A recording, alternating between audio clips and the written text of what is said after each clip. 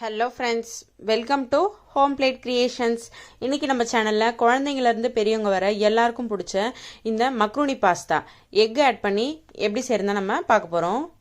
வாங்க வீடியோக்குள்ளே போகலாம்.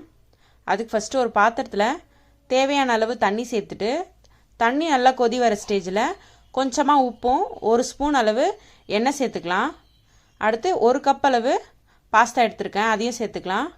சேர்த்துட்டு 8லேருந்து 10 நிமிஷம் நல்லா வேக விடுங்க. இது ஒரு 80% அளவு இந்த பாஸ்தா வெந்திருந்தால் போதும்.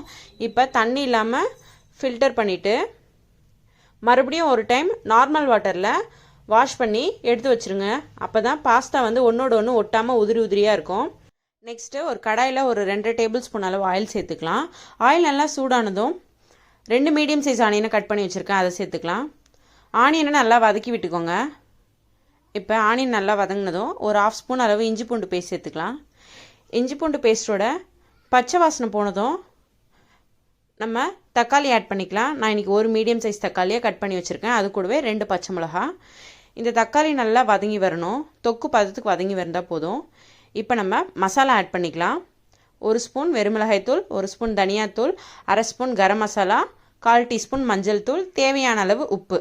இது கூடவே ஒரு பேக்கெட் மேஜிக் மசாலா ஆட் பண்ணியிருக்கேன். இது தனியாக கடையில் கிடைக்கும், நீங்கள் வேணும்னா ஆட் பண்ணிக்கலாம், இல்லைனா விட்டுடலாம். இதையும் சேர்த்து ஒரு 2 நிமிஷம் இந்த பச்சை வாசனை போகிற வரையும் நல்லா வதக்கி விட்டுக்கோங்க. இப்போ முட்டை ஆட் பண்ணிக்கலாம். நான் இன்றைக்கி ஒரு பவுல் அளவு பாஸ்தா எடுத்திருக்கேன், அதுக்கு 2 முட்டை ஆட் பண்ணிக்கலாம். நீங்கள் பாஸ்தா எவ்வளோ எடுக்கிறீங்களோ அதுக்கேற்ற மாதிரி எக் ஆட் பண்ணிக்கோங்க, அப்போ தான் டேஸ்ட் நல்லாயிருக்கும். இப்போ இந்த எக்கை நல்லா ஃப்ரை பண்ணி விட்டுக்கோங்க. இப்போ இந்த ஸ்டேஜ் வந்ததுக்கப்புறம் நம்ம வேக வச்ச பாஸ்தாவை ஆட் பண்ணிக்கலாம். பாஸ்தாவை ஆட் பண்ணிவிட்டு நல்லா கலந்து விட்டுக்கோங்க.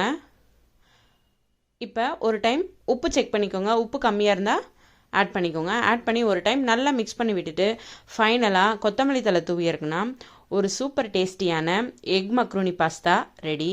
இந்த வீடியோ பிடிச்சா லைக் பண்ணுங்கள், ஷேர் பண்ணுங்கள். நீங்களும் இந்த ரெசிபியை ட்ரை பண்ணிவிட்டு எப்படி இருக்குன்னு மறக்காமல் கமெண்ட் பண்ணுங்கள். நம்ம சேனலை இதுவரை சப்ஸ்கிரைப் பண்ணுங்கள். அப்படியே பெல் ஐக்கானை கிளிக் பண்ணுங்கள்.